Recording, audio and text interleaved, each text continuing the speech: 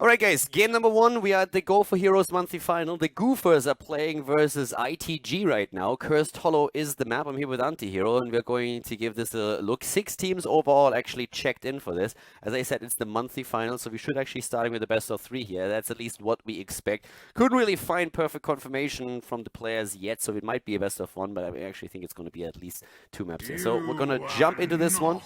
Dear Nobody, thank you very much for the resub. And well, we're going to go in with ITG banning out an Illidan early on, and the Goofers getting rid of Tassadar on Cursed Hollow. So already trying to work a bit against that double support meta.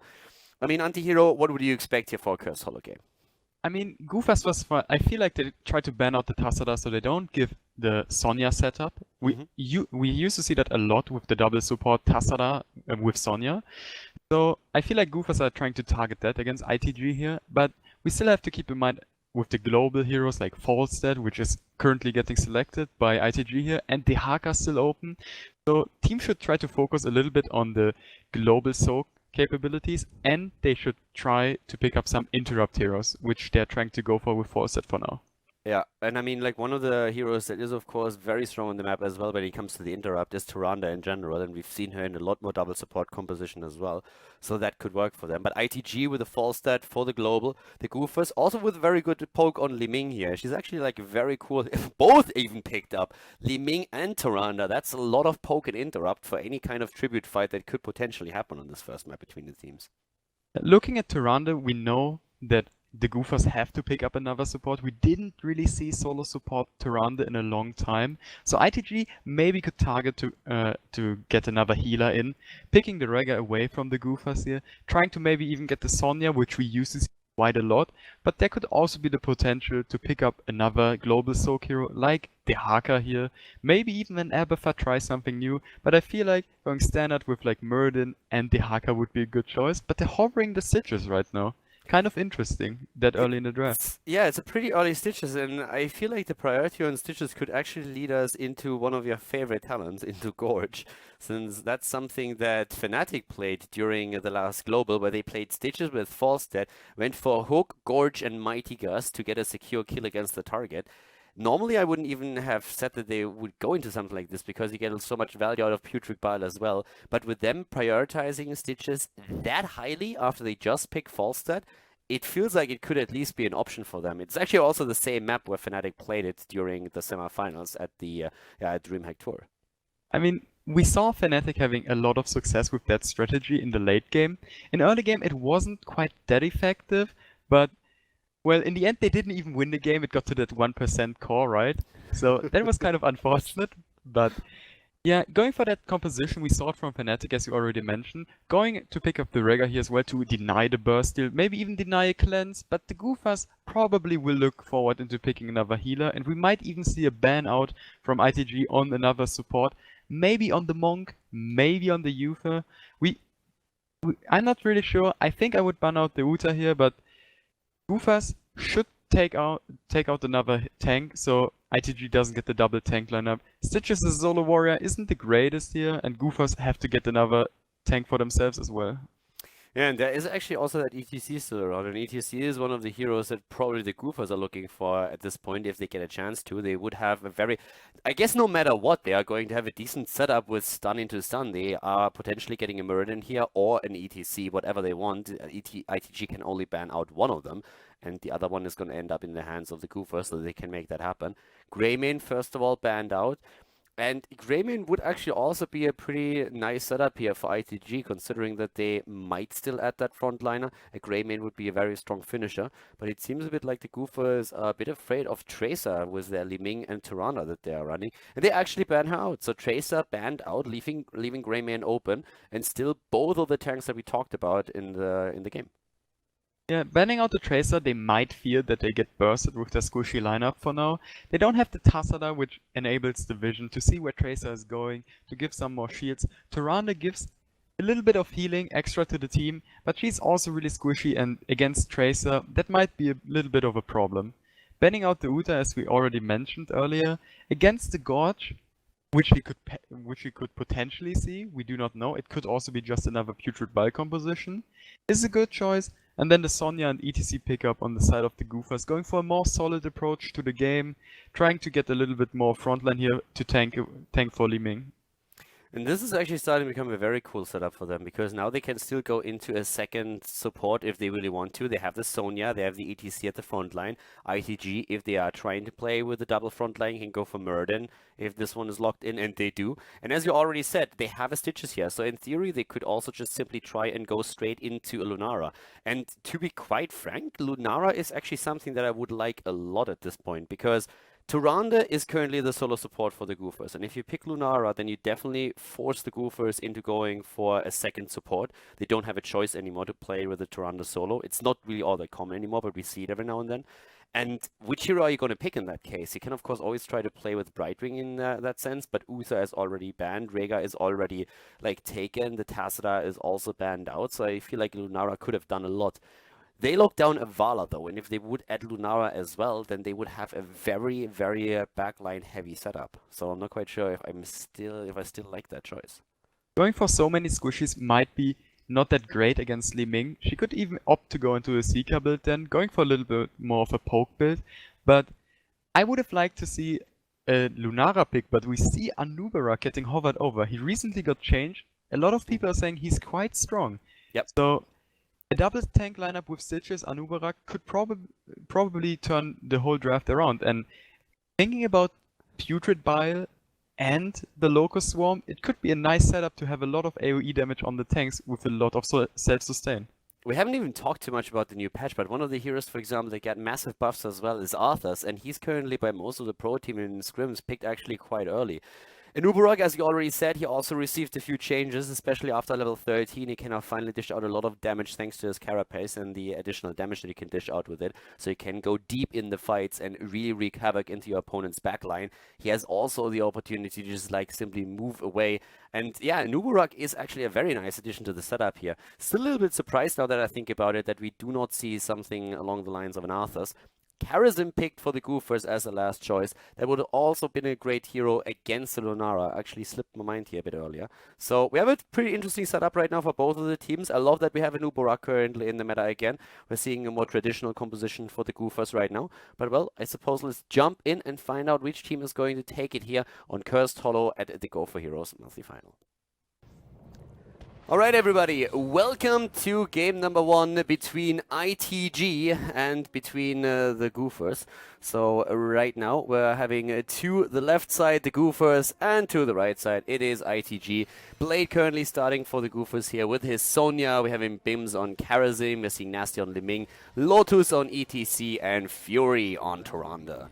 And to the right side of the map, ITG currently in red with Lichterloh on Anubarak. We have Guono on Rhaegar, ACA on Falstad, Justio on Stitches, and Tharkum is playing Vala in this setup. Game number 1 on Cursed Hollow, and well, with me today is once again AntiHero. We're going to bring you the coverage here at the GO4Heroes Monthly Final, where we have also an Anubarak in the game with a new patch, of course. We're going to see him a little bit more often. Arthas still missing, which is actually quite interesting here, since a lot of teams are saying how he is incredibly strong right now. But this is definitely a cool setup for our first game. And Anti, in this particular setup, what would you expect here?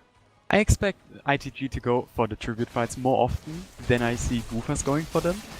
They have a lot of potential with the hooks, with the hammerangs, all those stuff which they can throw at their opponents, and I feel like that the late game setup is better for Goofers, but Anubarak is quite interesting, thinking about he can go for the cocoon actually, trying to cocoon the monk so he doesn't get his divine palm off. We could see a lot of stuff out of him.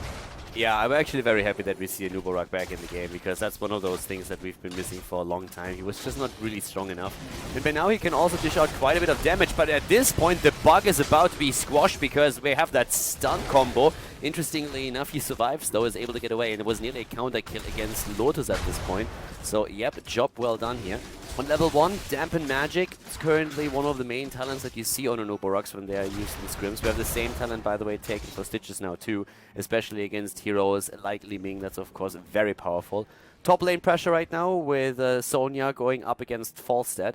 But of course, one of the things that we definitely have to watch out for is that Anubarak that is always there for an additional stun, and Justio has to be quite careful that he maybe can land that hook so that Anubarak can capitalize with a stun on it, and then they get the extra damage in. That would be pretty sweet for them getting the kill here. Falstad also, by the way, making adjustments. He himself was also changed. And we see him now with Seasoned Marksman and Talent, which of course also got changed into a Quest Talent now. Yeah, it's better than it used to be before in the early and mid game. In late game, the quest talents, thinking about Conjurer's Pursuit and Regeneration Master, they got nerfed, I would say, but we see Stitches also adapting with Dampen Magic. He's not taking the Hungry for More, which also got changed, so Dampen Magic is also quite a strong talent against Li Ming, because she is the main damage output that the team of the Goofers have here. And the Tribute is about to spawn on the top side. Yeah, and for now, also a thing that we are seeing is both of the teams timing their Siege Giant camps, and well, 2 minutes in, they already started to try and take those. The big part is really that the Siege Giant camp at the bot lane is going to get a lot of value for the red team here. ITG with a perfect position of the curse now, so up at the top lane, they can defend against those Siege Giants of the opponent, while their own Siege Giant camp should do a solid amount of work, depending on how long this fight is going to last. Both of the teams are now on level 4, which gives us the static shield. Anubarak with a legion of beetles now, going straight for that beetle build. And at the same time, we are seeing Li Ming with adjustments with the Triumvirate. On level 4 now, also the focused attack, and the fight is starting, and Stitches is about to fall. Heals himself barely, but Sonya is on him. Blade is taking him down. Lotus nearly trying as well. Blade is trying to rush away, and he can. It's a 4 versus 5 situation though, and as mentioned before, at the bot lane, the Siege Giants are getting value for the red team. They're going to try and poke as much as they can at the top here to interrupt that channel, but it's a bit too late, and Anubarak is also falling. The Goofers with a double kill. ITG didn't really succeed in their tribute strategy here. They tried to interrupt a little bit, have the siege camp on the bottom push the wall down, while they can take down the enemy siege camp on top, but they kind of really got engaged up on, and ETC got a nice stun combo onto Stitches at the first fight, and again they get the tribute, and they're same EXP, they still can clear the bot easy camp. It didn't do too much, and I feel like at the moment that the team of the Goofers are a little bit stronger. Yeah, Goofers are actually looking really strong here at this point. I mean, they have a very nice stun combo as well. Of course, the Anubarak can basically do the same thing on the side of ITG, but with not only ETC, but also Tyrande and the Ranger's Mark taken as the level 1 talent. You can get so much extra chain out and damage against a single target that it really helps them here in the early stages of the game. Besides that, we have Vala going into an arrow build, which is not really all that common any longer, but for those tribute fights you can still dish a lot of damage out, and that's what she's going to be looking for. Both of the teams are now heading into level 7, and we have, of course, repeating arrow taken. We're seeing the secret weapon for Falstad, and level 4, the static shield, as mentioned before. Falstad was, of course, also changed. Blade already experiencing the wrath of Falstad. He has to move back. Anubarak with the chitinous plating taken as a level 7 talent. A lot of heal talents actually taken on 7 for both of the teams. We're seeing, for example, ferocious healing, having on both sides a cleanse. Here comes that hook. They're trying to go for Stitches. The tribute is still on the map. Sonya is currently busy in the middle, trying to get some experience and take that hard camp down. But once more, we have Blade moving in from the side. Falstad, on the other hand, is already extremely low. Here comes Sonya. She's not even needed anymore as Falstad is already down. Nasty still poking from a distance. Gets hooked by Stitches, but there's no follow-up, no stun, no nothing. Licht alone is Anubarak. Might be able to get another stun in to save Stitches, but it's going to be a close call. And there's the kill. It's a 4-0 in kills already. And now the Goofers are following it up. They're trying to go for Rhaegar, who's barely escaping. And up to the top, we're seeing the exact same thing with Vala. So another tribute secured by the Goofers, and they are looking at a great position in the game now, AntiHero. Yeah, the Goofers, they were in a bad position at the start of the fight. They actually found themselves in a choke point, but Lotus, again, with a really nice stun combination with Tyrande on the Anubarak and Stitches, and they just got chunked a lot by the Li Ming as well, and ending up with another tribute on their side. 1 level lead, it looks really good for them. Sonya does a camp now, and they just turn the map into blue now. So right now, what do we actually think once that we hit level 10? The game isn't really going too well for ITG at this point. The Goofers are running the show and they're doing really well. I mean, ACA with a nice escape here at the top lane. Do you really feel that level 10 is going to make a huge difference? We're all of a sudden seeing then Anubarak, of course, with the web blast that he could go for. We could see that Mighty Gust and Gorge combination that Fnatic has been playing in the past. Do you feel like all these tools are going to make it a bit easier for them to engage into these fights, or do you just think that the Goofers are going to be stronger after their rogue abilities hit as well? ITG is looking forward to take a lot of AoE heroics, I would say. They could take the Locust one, they could take the Putrid Bile, but there's a hook on the Fury.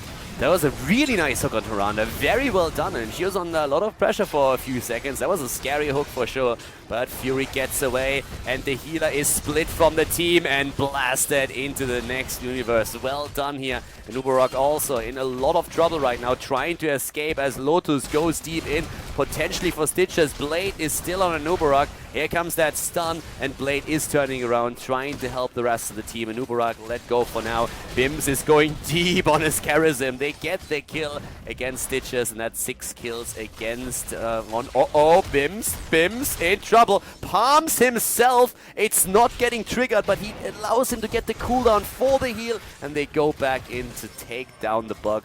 Well done. 8 kills against 0. Level 10s versus... yeah, well, level 9. Really well done here on the side of the Goofers, and they even get the curse now. Rega found himself in a really bad spot at the start of the fight. He didn't really join up with his team, he tried to go for another path and just got taken down immediately. Lacking the healer in a tribute fight is really bad, because you look forward to have a lot of sustain in there, and then again, Lotus with his power slides, on point, Tyrande with the follow-up, and in the end, if you don't have a healer and start to fight 4 versus 5, you cannot really win that one. I really liked the synergy that they had in all these fights. I mean, it was great how they used their cooldowns there to just like lock them up one after another. They always had the stuns in. You mentioned the power slide on ETC, Tyrande always trying to capitalize on it. And it really started with a bit of an awkward position here, since the Tyrande hook was actually very well executed. But then splitting the healer off like this, that didn't really work out for them. Now we have the Locust Swarm actually taken, and we are seeing Putrid Bile. So no Web Blast to isolate a hero. Web Blast would also have been a very nice interrupt against the ETC Mosh Pit, of course. But at this point, they're not going to use it. Anubarak, when he goes into the back line with his Beetle build and also with the Chitinous plating, the level 13 talent that we're going to see later, is going to get a lot of value out of the team and pressuring the back line a lot. If you want to survive, then Locust Swarm is, of course, a great tool. Yeah, but this is definitely going to be interesting in how they are trying to turn it around right now, because at this point, they're getting slaughtered. The curse didn't really do too much, because the team of Goofers decided to take a hard camp, which kind of wasted the opportunity of just pushing manually in the mid lane. But the hard camp is doing its work right now in the middle, and both teams taking a boss now. The level lead didn't really expand any further, but... oh, they engage on Arca at the bottom though. Yeah, Mighty Gust saves him for now, but with the boss, they're really looking for a very heavy push here. Anubarak, by the way, is currently taking the top lane and trying to push with their own boss. Stitches with experience in the middle, but are down to the bottom of the map. We have a very heavy push going on right now for the blue team. Interesting to mention that we do have a lot of AoE abilities, and while the team of the Goofers have a lot of healing, they could just get overwhelmed by that if it gets used in a quick succession, and I feel like that the team of ITG should just wait for level 13, try to fight for the next tributes afterwards, and try to come back that way. For now, they cannot really take the fights. Yeah, and level 13 talents are already there, and in this case we're seeing the overflowing light, we're having the mystical spear and glass cannon for Li Ming. She wants to get even more damage out now, and so far it's actually looking pretty decent for them. They're putting pressure on the keep, they went through the wall, they also took the siege giant camp. The boss at the top lane claimed at least the fort, but now it shouldn't really get too much. A few of the heroes might even head back to try and defend against it, but with the towers both being intact and still having the ammunition, it shouldn't really be a big deal. Level 13, as you already pointed out, AntiHero, totally right about it. They need it. Like, ITG needs that extra talent if they want to have an impact here. The one good thing on their side is that there's no additional tributes in the hands of the blue team. They got their curse, they couldn't really do too much, but now you have quite a lot of time where you can make some strategical decisions depending on if there's a tribute on the map or not. Interesting pickup on the glass cannon by Li Ming here. I felt like the team of the Goofers didn't really need get more damage, and putting Li Ming at a risk, which is the only damage dealer, alongside Sonya, kind of greedy and she could get punished for that, so I definitely see chances against her.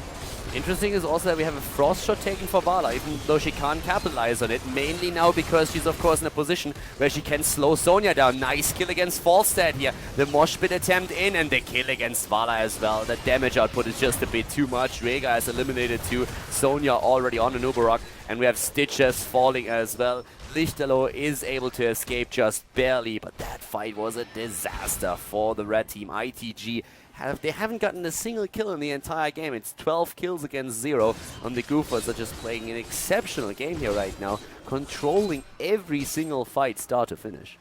I felt like this was the chance of ITG to come back into the game, but the Goofers again took a really nice position.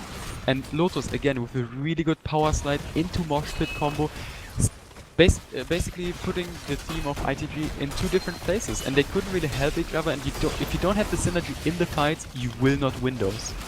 Yeah, so for now we're actually having a bit of a pressure play in the mid lane. The problem that we actually had in this situation for the Goofers was that there was very little to do on the map. There was no boss up, they already took the tributes, there was very little that they could accomplish afterwards. They were trying to go, they get another kill, they were trying to go for a fort that they couldn't really get, but now they get another kill in. And they're not even this engaged team that can just wait for a hook, but here comes, at least for now, Anubarak trying to get some extra damage in. Anubarak, on the other hand, is now stunned out. Great Starfall used once again. Well played here by Tyrande too, slowing everybody down, allowing that second kill, making it a triple kill even, with Stitches now falling, and they're trying to go for Guano on taking down Rhaegar as well. A quad kill for the Goofers, solid damage output here on their part.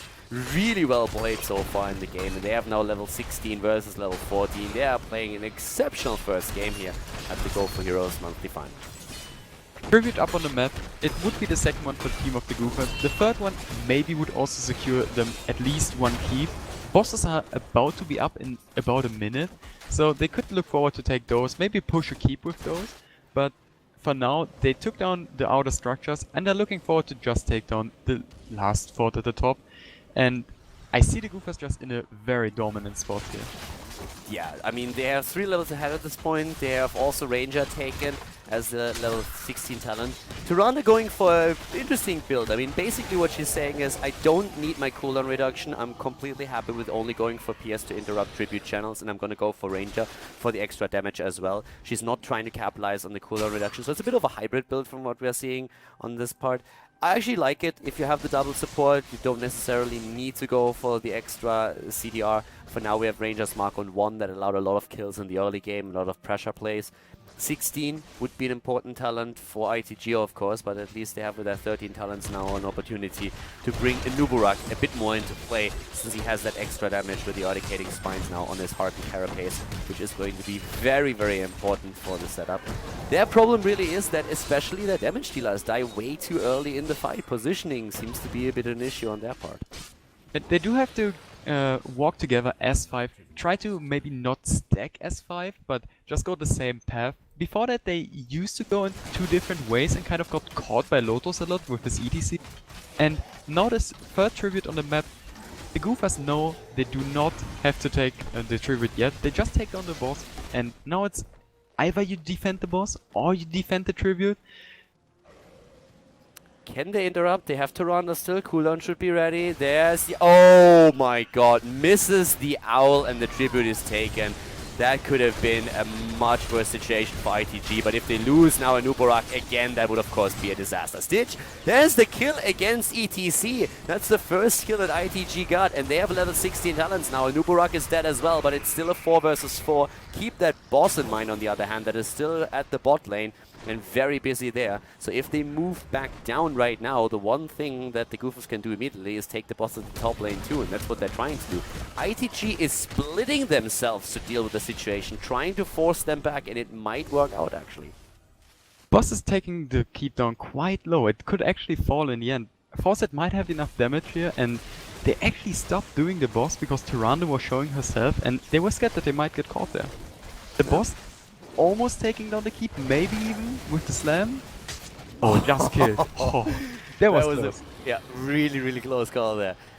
If that slam goes through, then this is definitely done. And guys, this basically happened because Tyrande missed the owl. That was like the one thing that they kind of screwed up a bit. And if the Owl hits Rhaegar and interrupts the tribute channel, then either, well, ITG has to stay at the top and try to fight a little bit longer, or they're going to see their fourth fall, or their keep fall, and even the boss taken. The fight, on the other hand, great heal on Vala. Foresight is flying in right now. Already we are seeing Strafe being used, and a great Starfall as well. ETC interrupted immediately. He didn't get a single good mosh pit through yet, but it doesn't matter. It is kill after kill after kill against ITG. They lost 3 heroes already. Falstad, Vala, and Anubarak are dead, and now with 5 heroes they can focus their attention again on the boss and then barrel through the top lane. We see the strength of the Goofers here. They do fight in a lot of choke points, with Starfall, with the Mosh Pit. All those heroics just work really well in those choke points. And Lotus and Tyranno just the MVPs for me in this game. Taking the boss now, interrupting with the Owl, and I feel like that might be at least a keep here with the 3 people dead. I mean, it should really be. Like, if you look at the team now, of course, the Tribute was taken at bottom by Stitches, so it's no curse. But the real problem here is that they are about to hit level 20, and they're already going for the keep even before the boss is there. They went through the entire wall as is, and they're going to hit their last talent in just a second. And once that happens, who's really going to stop them from ending the game? We're 17 minutes in, and they're looking strong here right now. They're barreling through it. They have now on level 20 already Ignore Pain taken by Sonya. Great new talent art here also by Blizzard.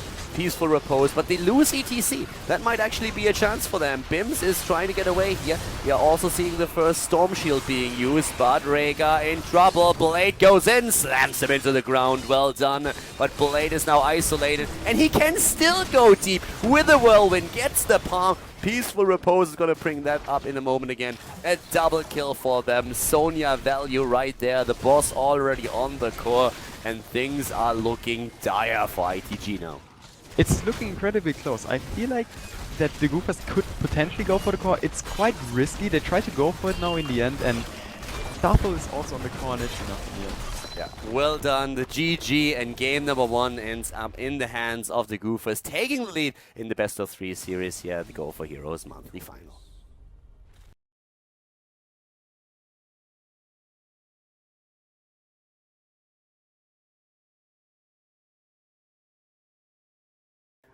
Alright everybody, game number 2 is about to start. We have Infernal Shrines coming up as our second map, and the Goofers are going up against ITG again. What we saw in game number 1 was a bit of a spanking on Cursed Hollow. Now, of course, we have a very different map. We haven't seen Arthas on map number 1, and we were a little bit surprised by that, AntiHero and myself. Now, on the other hand, on Infernal Shrines, where the objective kind of demands you to have a bit more AoE clear, I would be very surprised to not see an Arthas in the game. And yeah, do you agree on that, Anti? Do you think that Arthas is once again just let go by both of the teams? Or is the Lich King going to make his appearance in this game? I feel like the Goofers are trying to get him. Ban out the Sonya, maybe force ITG into a ban on Keltas, and picking themselves up the Arthas here would be a good choice for them. Seeing the Illidan banned here, it leaves Arthas and KT open. Kind of a weird spot. Maybe ITG wanted to let either open, but the Goofers picking up on the Xul here, which is really good for the AoE clearing. Can also just soak both lanes, the bot and the middle lane, while the team does other stuff on the map, maybe contesting the top shrine. So it's a really good pickup for this map. Best resub, by the way, Matterhorn TV. Thank you very much for that, dude. But yeah, Xul is a really good pick, as AntiHero already explained. Oftentimes on Infernal Shrines, what you see happening is that 4 heroes are going straight for the shrine, and Xul is just trying to rotate between the remaining lanes, bursting them down and getting a bit of siege damage and wave clear, of course, in to put the pressure on. But ITG, they react now with that Arthas, apparently, and I like it. He was missing in the last game, but since the patch hit, most of the teams actually agree that Arthas is incredibly strong. And if you go for a bit of a focus on Death Coil build, you can get a whole lot out of sustain out of him, and you have a few options then later on for intense roots against opponents. But ITG, they're hedging a little bit. They're going into a Kel'Thas first, which is, in my opinion, an amazing hero. I would say both Arthas and Kel'Thas would be a great start for them into the draft here. But they are hesitant on the Lich King, and Arthas not taken for now. They bought themselves a little bit more time by using Kel'Thas now first, though. 30 additional seconds, and let's see how they're going to use them. I feel like Arthas is a really good counter to Xul. He can slow him down. Xul doesn't really have an escape. He just gets slowed down with the Kel'Thas in combination. they can just use it as a kiting tool, but they opt to go for the Thrall. An interesting pickup on this map. He's not that strong on that map as on others, but in general he's a really strong hero. They might put him on the top lane, try to focus on the laning phase a little bit more there, but Khaldor's a really solid option for this map. Clearing the shrine, minions, and doing a lot of AoE damage can never be bad for your team. I really like the Khaldors, as I already said. I would have loved for them to go into an Arthas or a Thrall. They seem to be a bit afraid that Thrall is picked against them, I suppose. So now they have at least a good top laner. Let's see how the Goofers are going to react to it, because they already have that Zool, that's good wave clear for them. What they still need is, of course, AoE, and they could go for Arthas here as one of their heroes in the setup. We have a couple of options for sure now. For example, Falsight is another great choice here. You can use Falsight, you just get a bit of global dominance on the map as well, get that experience in. Li Ming is a great hero, great for poke. On Infernal Shrines, she gets less value than on other maps because the poke is usually not that much of a factor. Usually you want to have a lot of AoE on those shrine fights, which is why, for example, Tacita oftentimes is also chosen. You cannot only empower a melee hero at the front line, but you're also in a position where that Storm is really helping you out quite a bit. They go into a Li Ming, and if they lock down Uther, then the one thing that they're really lacking is wave clear if we're disregarding Zool, who's most likely not going to be part of too many of those early shrine fights. It's interesting to pick up the Uther now. I do not like the pickup on both heroes. I would have liked to see the Goofers go into a melee heavy composition, going into the Arthas, maybe even picking another tank or another melee assassin like I figured it out. Anti, you ready? Huh? Holy Yeah. Fire at level 7. Yeah, and then Holy Shock and Benediction for burst. Exactly. It's all about that AoE with Holy Fire on level 7. That's how they get their wave clear, Kappa. Yeah, I see that one, definitely. Who needs cleanse these days, right? Who needs cleanse? Yeah, it's not like the enemies have strong CC or something. No. Like, I mean, like, Thrall doesn't really have anything, Karthus neither. Like, yeah. I have to admit, though, that against teams that don't have to... of course, they're not going to go into Holy Fire here. Of course, it was a joke, guys. So, yeah, just making sure that everybody realizes that. But it's actually kind of funny sometimes when you see a Holy Fire on an Uther against a Zagara with creep tumors, or like in the past. And sometimes that can actually be a good choice, but I would say that's 1 out of 100 cases, if so. So, yeah. The ETC being banned here. Interesting, trying to ban out another tank here. Tacita getting banned would also be really good with the Thrall here together.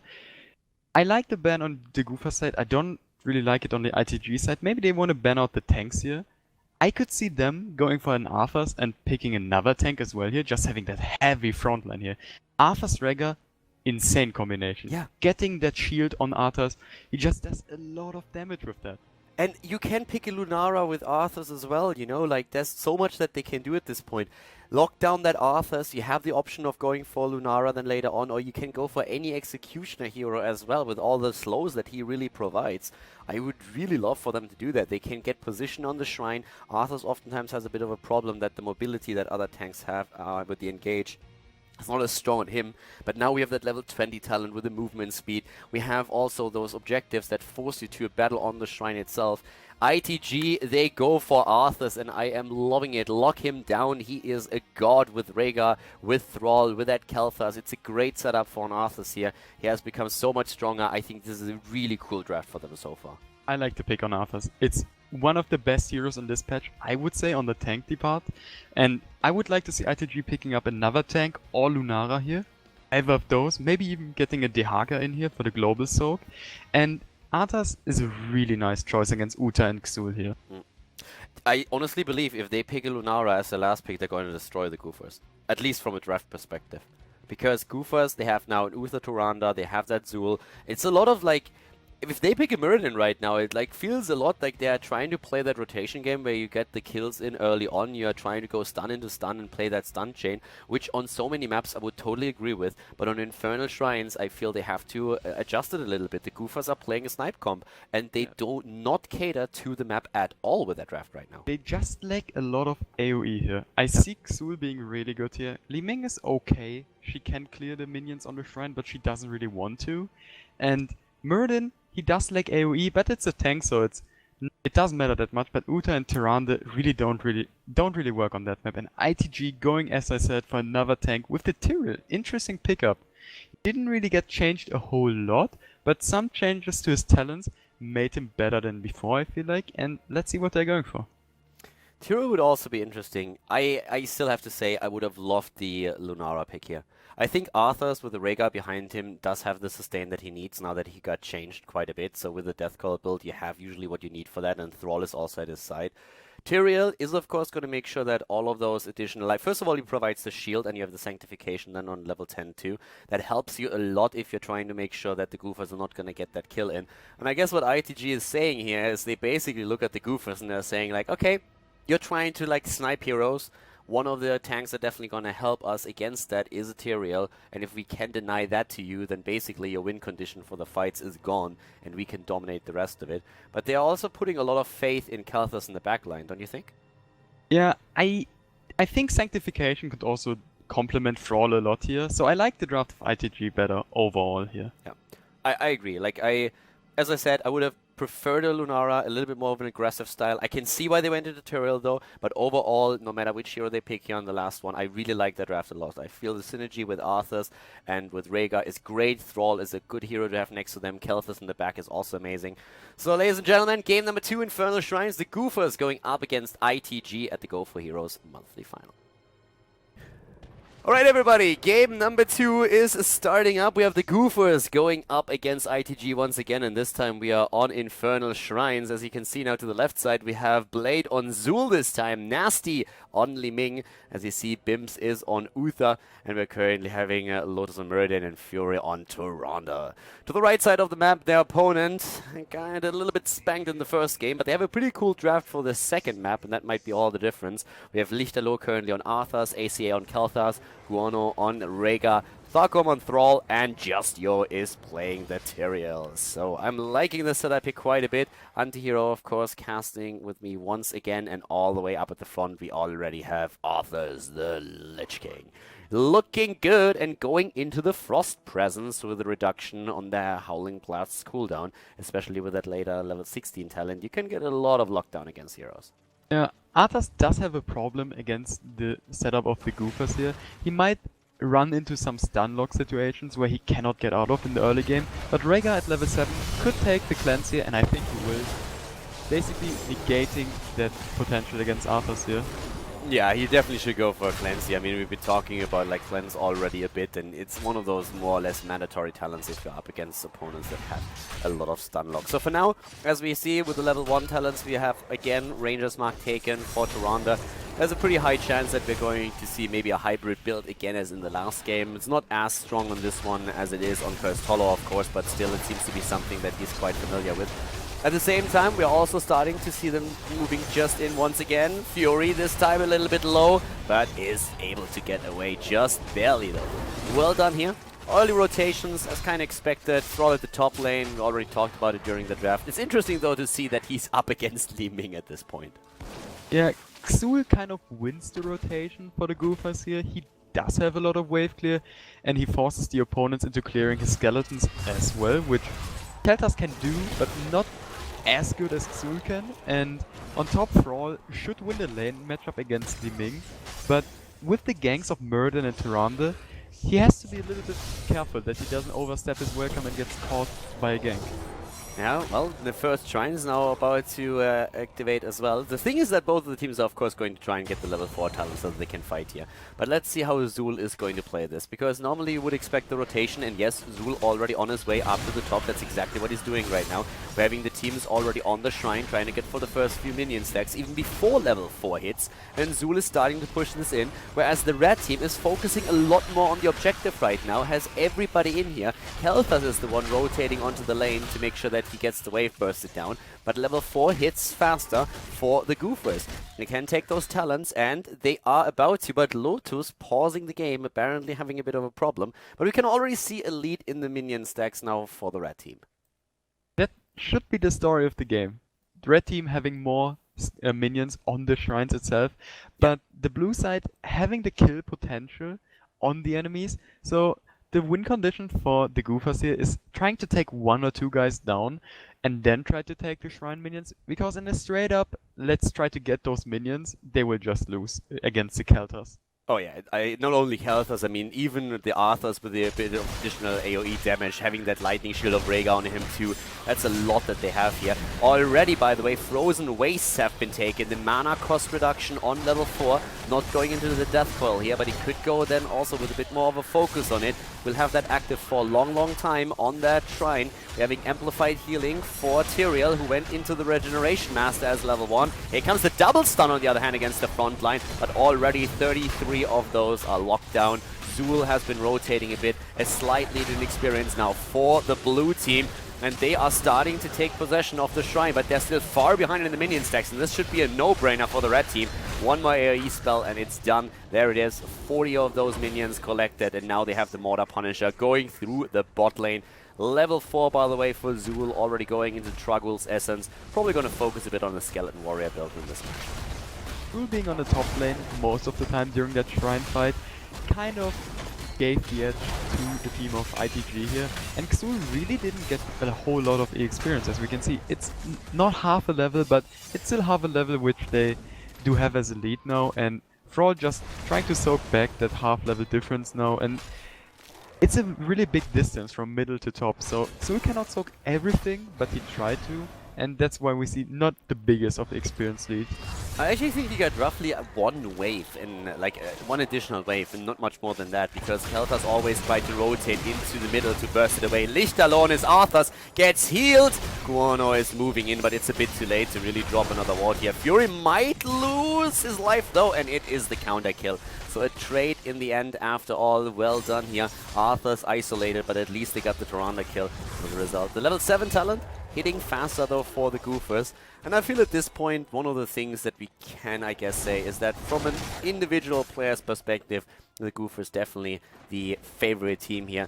They are a little bit stronger than their opponents, but we kind of like the draft quite a bit. The question is just, can you really get those objectives later on in the game, or are you going to fall behind because you lose heroes that you can't fight since you are a talent down? Right now, they are still a talent down. And now there we have the level 7 for both of them. Already weakened taken. Don't see that too often on him. So yep, attack speed slow. Zul is dead though, since he got ganked at the top. We're having Arthas with the Icebound Fortitude now, which is also a really interesting talent. It's basically like your form of Relentless that you have. It's activatable in this case. So Arthas has a lot of talents with which you can really adapt to the situation these days. Tyrael going for a more standard build, which we saw quite a while ago, and having that new Regeneration Master enables him to get a little bit more tanky. He does like the regeneration though, and it's quite interesting. Once he gets it, he gets really tanky, but over the course of the game he might lose a lot of potential. But for now, he's definitely on a good pace to getting his 30 regeneration globes. Yeah, we have besides that already also, I mean, when we're talking Tyrael, just like keep you guys updated, he's currently, when it comes to regeneration globes, already at 11. And having still a bit of a fight over the second shrine happening here. Kelthas, by the way, went after the Mana Addict straight into the Netherwind and into the Gravity Crush. Also a quick highlight that you can actually see at the talents down here how far the players are with completing their talent. You can see that with the border around the talent in case you haven't noticed that yet. But we're also going to talk about it over the game a little bit more. For now though, it's again Fury who's in trouble, and a great Gravity Lapse is ending him. Look at that presence on the shrine, really well executed here. That Rhaegar healing ward also helping a ton.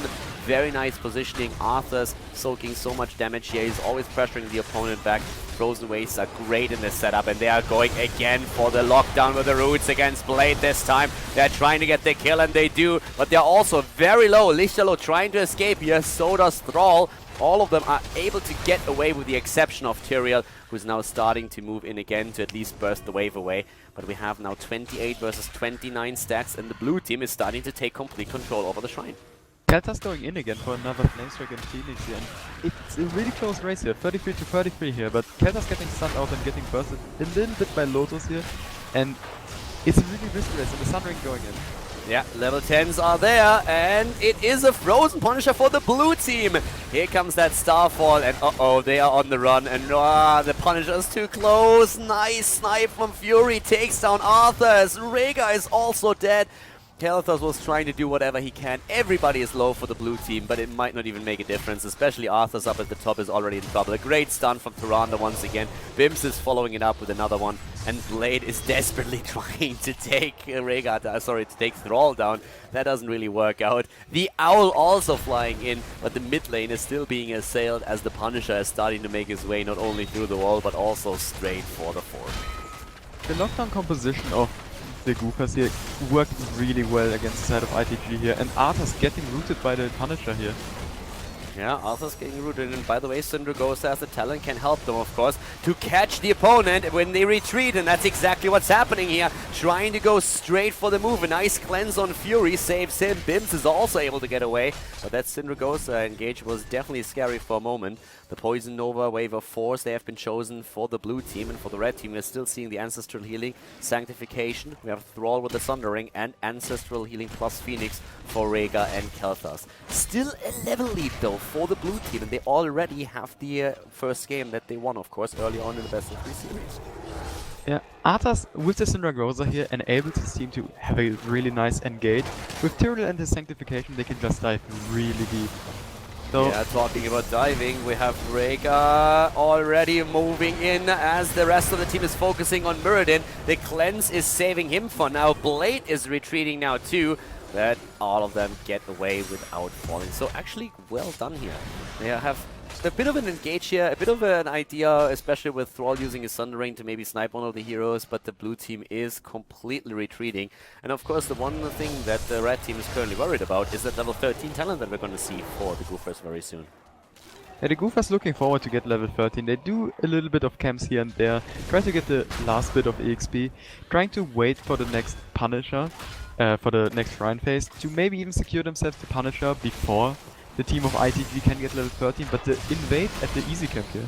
Yeah, and we have Lotus still on the camp. Everybody is rushing in, but, well, Thrall isn't there yet. Sanctification being used. Lotus has a bit of a problem, but at least Kel'Thas is dead, and that was the big one. Great heal on Lichterloh, but they have to retreat now, and it is Muradin jumping in. They want the kills, not only the camp. Rhaegar is already down, and here's the stun look against Arthas as he falls as well. It's a triple kill. Well done. Level 13 talents now also available, and after weaken on level 7, we're now seeing on 13 the Giant's Curse, so against that heavy melee front line, going straight for the percentage damage that we are having. Very nice setup. I actually like the build on Azul a lot. I expected him to go into more of a skeleton build, but instead he is going for a Cursed Strike build, which actually does very well in the setup, against the setup that we're seeing for the opponent, so a pretty cool choice. Yeah, as you already mentioned, a lot of melee heroes enables him to hit his W on a lot of people, and it can work against the enemies, but he also has to care that he doesn't get focused down while attacking. So he has to really know when to go in with Xul and when to back off. And it really worked well for Blade so far, but you also have to mention that ITG really, again, just going from 2 different angles doesn't really work with their setup too well, and Kel'Thas got caught in the last fight. Again, Tyrael attacked. Sanctification saves him for now. Even talents, by the way. Level 14 versus 13, but both of the teams have access to the 13 talent now, which gives us Pyromaniac for Kel'Thas. Maybe a bit more damage output on his part. Now that Punisher is helping out, though, and they go in with a Starfall again. The Punisher is about to drop Lichterloh on his Arthas, but he barely escapes as the Punisher turns around to go for that tower. The problem is that Tyrael is being attacked. The Sundering is trying to save him here, but he is down. Divine Shield on Muradin. The explosion is not hitting him. Everybody just trying to escape here. Lichterloh, he welled up, tries to go in again. They are aiming for Tyrande, who's still nearly full in HP, but she is falling super fast. They could get the kill finally, and they do. It's a kill against the blue team. 5 kills against 8 now overall. They're not done yet, though, but the Bone Prison against Rhaegar. He heals himself, but we have now also the Poison Nova. Blade is getting healed, but Li Ming is not so lucky. Uther is also down. What a slaughter on the retreat here. 8 kills against 7, and ITG is fighting back. ITG had a lot of chase potential with that fight. Rhaegar enabling the dismounts with his totem and his lightning shield. Then Arthas chasing with the frozen waves, slowing the enemies down. There was a lot of chasing potential, and I felt like the Goofers could have had a good turnaround, but Li Ming missing her Calamity there for a second, and it looked like they could actually turn it around again, but Missing that Calamity damage there, not getting the resets, made ITG more safe than they should have been. Yeah, for now, when it comes to damage, they mean still with 44,000, but of course, as you already pointed out, I mean, we have Calamity as level 7, we have like also Glass Cannon 13, the Mirror Ball on 16 now taken, Flowing Wounds has been activated, we could see then also Mortal Wounds on level 20, of course, if they go for that. We have at the same time Benediction, Stone Form, and Ranger. Again, this a bit of a hybrid build that we're seeing here. Not focusing on the cooldown reduction on Tyrande with the level 1 talent, not going for Empower instead. It is Pierce still plus Ranger. So it's the damage output that you get, but you're also making yourself a lot more scary to your opponent in the early game, since thanks to Ranger's mark, you're going to have a lot of cooldown reduction on your trait so that you can activate it for additional stun locks a lot more. Already, Lichterloh at the top lane, he's experiencing exactly that, and they're going for him. The heal is there. Rhaegar with a bit of a misplay. I'm not quite sure if he did not want to use Ancestral because he figured that Arthas would die anyways, or if he just doesn't like him. But those are the moves which ITG should never make. Going out so far with against a stunlock setup, it's already risky when the enemies don't have a lot of stuns, but against such a stun heavy team as we already mentioned, it's way too greedy to go out that far, especially looking at the damage output the enemy team can do with that Liming build. I'm still a little bit wondering if Rhaegar just screwed up at the top or if it was a deliberate choice, because he could have used that Ancestral and he has still Cleanse. So with Ancestral, Cleanse and the heal, with Arthas having the slows, you could argue that Arthas might have survived there. I'm not quite sure though. Maybe they just decided that Arthas would die either way and that they don't want to sacrifice the huge cooldown on Rhaegar's Ancestral. Yeah, I guess Rhaegar figured that 5 people chasing Arthas down, they would get their cooldowns back, and he didn't want to waste Ancestral, I think. Yeah, I guess so. I mean, there's just no other reason to not use it in this case, so it must have been a deliberate choice for sure. By the way, 2 heroes already have their Trick Quest talents completed. We're seeing the level 1 Mana Addict completed, and the Conjurer's Pursuit also for Uther. Tyrael not yet completing his own though. Down here at the bottom, on the other hand, the Punisher is still moving in. Already Syndragosa being used, and with 18 versus 17, it's even talents. Punisher is about to fall, so does Tyrael, though. He's the one hero who's not really afraid to trade his death if he can get a counter kill. The problem is they did not get a counter kill yet. Here's the kill against Uther. Maybe Tyrande is also falling, but we are seeing Kel'Thas die first. Poison Nova doing so much work now. Arthur's dead, Tyrael dead, Kel'Thas died. And the blue team might not be able to go for the keep here, but they did solid work and are now 1.5 levels ahead. And Tyrael even died before he could use the Sanctification, and Rhaegar getting caught here, getting stunlocked by the Bone Prison as well.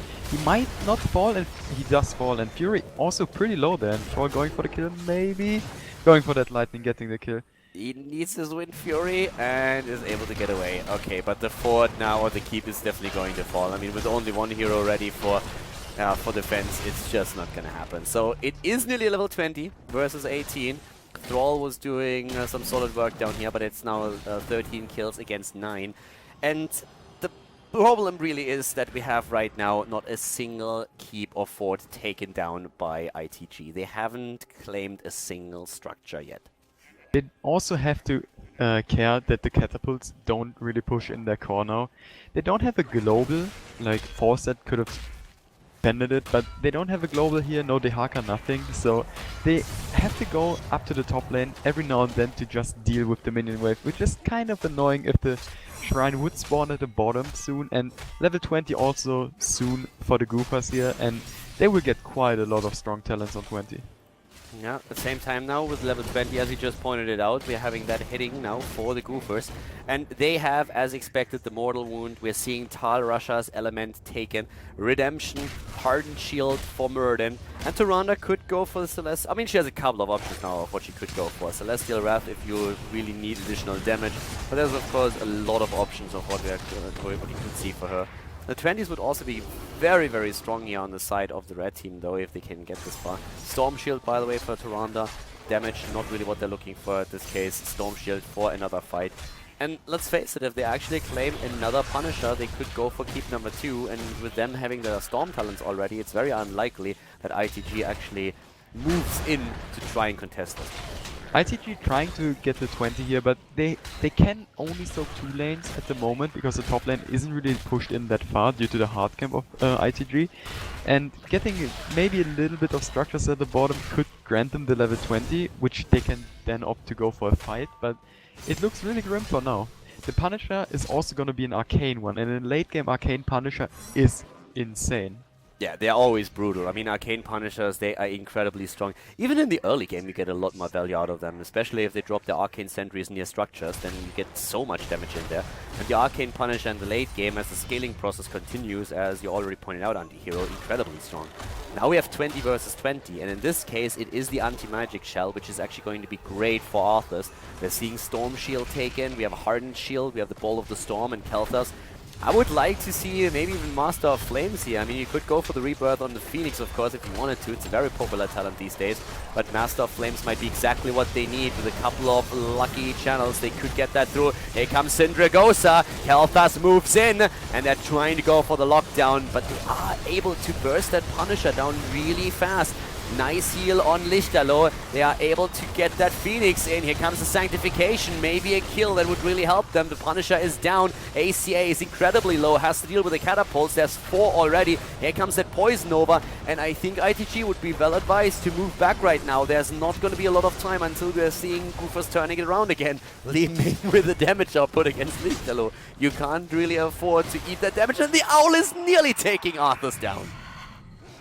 The Arcane Punisher pushing, and with the Tyrande Starfall, it was quite interesting that ITG wanted to go in there. It looked like a really bad situation to go for a fight, but the Sanctification enabled them to go through all of that, a really well-played Sanctification.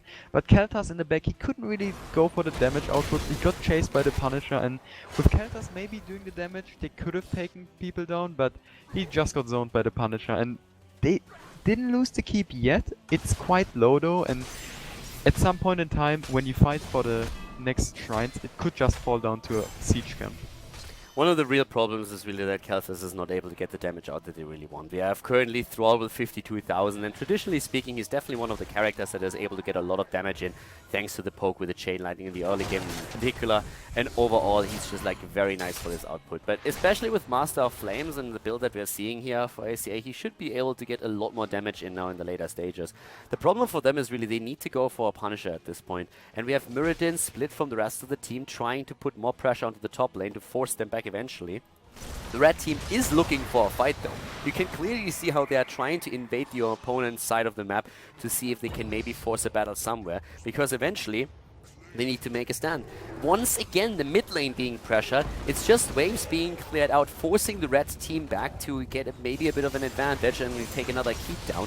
If 2 lanes are being pressured in by catapults, that would put so much pressure onto the red team once that the shrine is activated that they might lose that too. ACA again taking down the catapults, and now they finally have to face the music and go for the fight on the shrine.